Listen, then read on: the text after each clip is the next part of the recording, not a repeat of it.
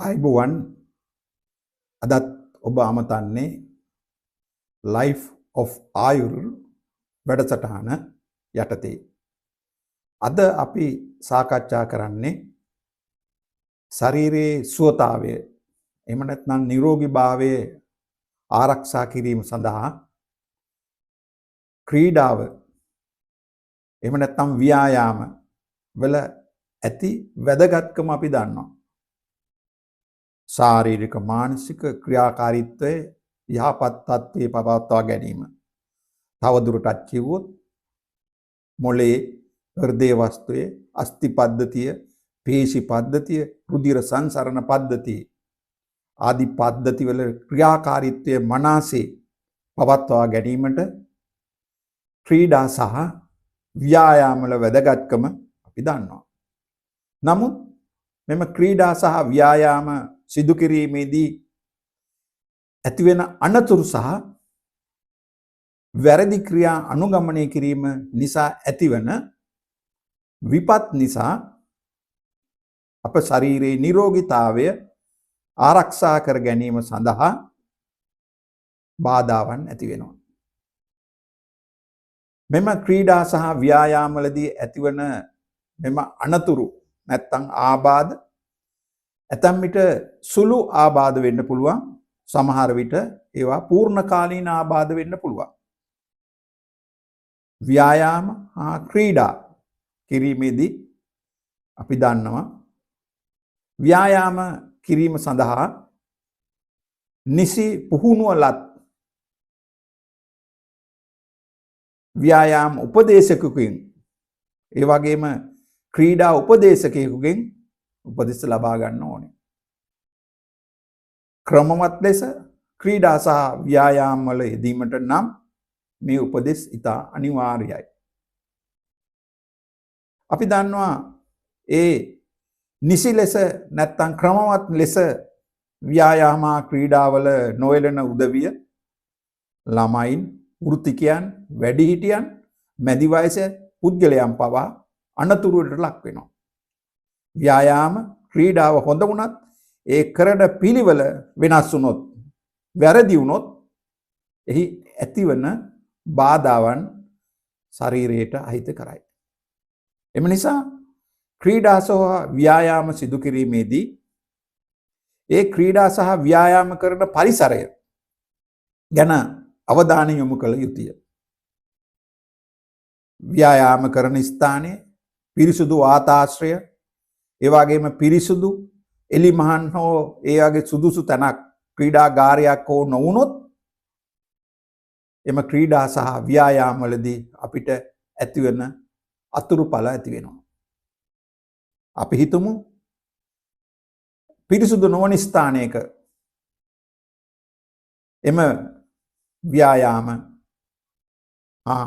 ක්‍රීඩා කළහොත් පාරිසරික ගැටලු නිසා ශාරීරික ආබාධ ඇති වෙන්න පුළුවන්. ඒ වගේම ඒ නිසි උපදෙස්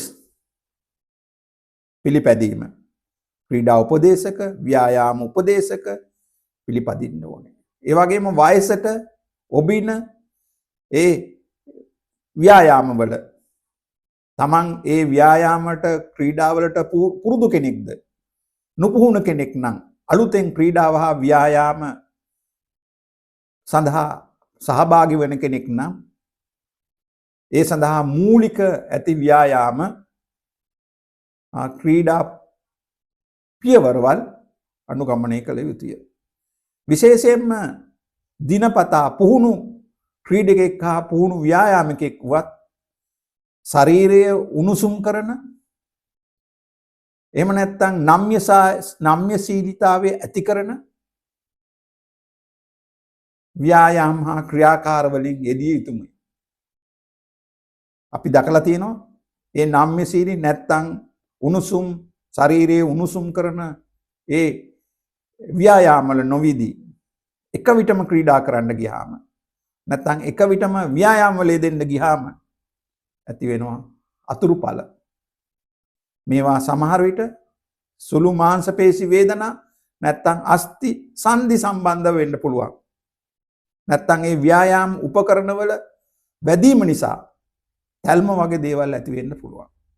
ඒ නිසා මෙම උණුසුම් කරන නැත්තම් නම්‍යශීලීතාවය ඇති කරන ඒ පුහුණුවීම් සහ ව්‍යායාම ඉතා වැදගත් වෙනවා. ඒ වගේම තමයි තාක්ෂණය.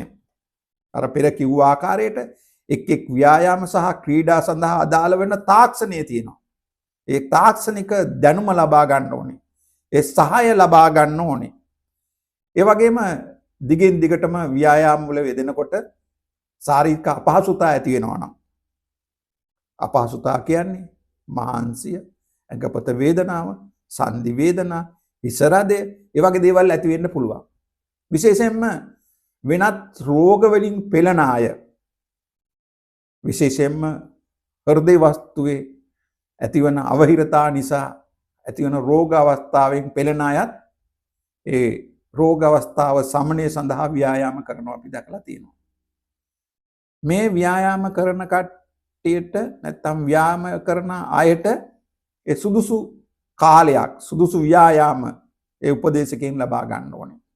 එහෙම නැත්නම් අර ස්වායු ශ්වසනය අනතුරුව වැඩි අධික වෙහෙස දෙන ව්‍යායාම නිරත වුණාම නිර්වායු ශ්වසනය ඇති වෙන්න පුළුවන්.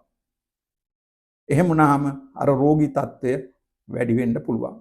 ඒ වගේම ව්‍යායාම කරන වෙලාව දහවල් අධික සූර්ය රශ්මය තියෙන වෙලාවක කරනවා නම් විදලනයටපත් වීමේ තියෙන සම්භාවිතාව වැඩි.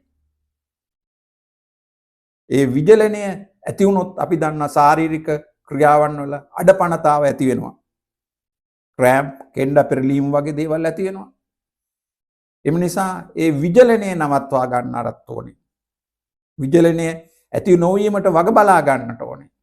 එහෙම වුණොත් පමණයි ඒ ක්‍රීඩා හා ව්‍යායාම වලින් නිසි ප්‍රතිඵල ගන්නට පුළුවන් වෙන්නේ. ඒ වගේම තමයි සුළු ආබාධ තියාගෙන පෙර දිනේ ඇතිව ආබාධයක් තියාගෙන නැවත ව්‍යායාම හා ක්‍රීඩාවල යෙදෙනවා. ප්‍රතිඵලය වෙන්නේ එම රෝගයේ උස්සන්න වීමයි. එම නිසා ක්‍රීඩාව ව්‍යායාම උචිත යෝග්‍ය වුණත් ඒ සිදු කරන ආකාරය, ඒ ගැන ඇති දැනුම, ඒන් ඇති වෙන ආබාධ ගැන නොසලකා එම ක්‍රීඩා හා ව්‍යායාම නිරත වුවහොත් අපේ ශාරීරික ක්‍රියාවන් වලට ඇතිවන බාධා වැඩි වෙන්න පුළුවන්. එම බාධාවන් ඉදිරියේදී රෝගයක් වෙන්න පුළුවන්. එවැනි අපහසුතා ඇති වුණොත් ක්‍රීඩා විහා ව්‍යායාමෙදි කරනකොට ඒ උපදේශකයාගෙන් උපදෙස් ලබා ගන්න ඕනේ. නැත්නම් තමන්ගේ වෛද්‍යවරයා හමු වෙන්න. මෙවැනි කටයුතු වලින් මිදෙන්නට හොඳම ඇති උපදෙස් නම් කරන දේ ව්‍යායාම ක්‍රීඩාව කිසි දේ වුණත් නිසි ලෙස සුපරීක්ෂාකාරීව දැනුමක් ඇතුව සිදු කරන්නට. අපි දන්නවා ওই බාක්මහ උලල අවුරුදු උත්සවල් කාලෙට වැටිලා තැල්මුවල් වෙලා අතපය කැඩිලා හන්දි පැනලා කතරම් රෝගීන් පැමිණෙනවද. ව්‍යායාම වල යෙදෙනකොට ඒ નિયમિત උපකරණ භාවිතා කිරීම ඉතා වැදගත්. ඒ උපකරණ භාවිතයේ අඩු වැඩිකම් පිළිබඳව ඒ උපකරණයෙන් Tamanට විය හැකි විපත් ආපදා ගැනත් Taman අවබෝධයක් තියාගෙන එම උපකරණ භාවිතා කළ යුතුය. විශේෂයෙන් පාවහන් පැළඳීම, සුදුසු ව්‍යායාම සඳහා සුදුසු පාවහන්, ඉස්වැසුම්, අත්වැසුම්, ඒ වගේම අනිකුත් ක්‍රීඩාවන් සඳහා වෙන ෆෑඩ් වගේ දේවල් ඒවා වල පළදින් නැතුව ක්‍රීඩා කළොත් Tamanට අනතුරක් සිදු වෙන්න පුළුවන්. නිසා මේවා සමහරට මාස ගණන්, අවුරුදු ගණන් ඇදෙන රෝගී අවස්ථාවක් වෙනවා.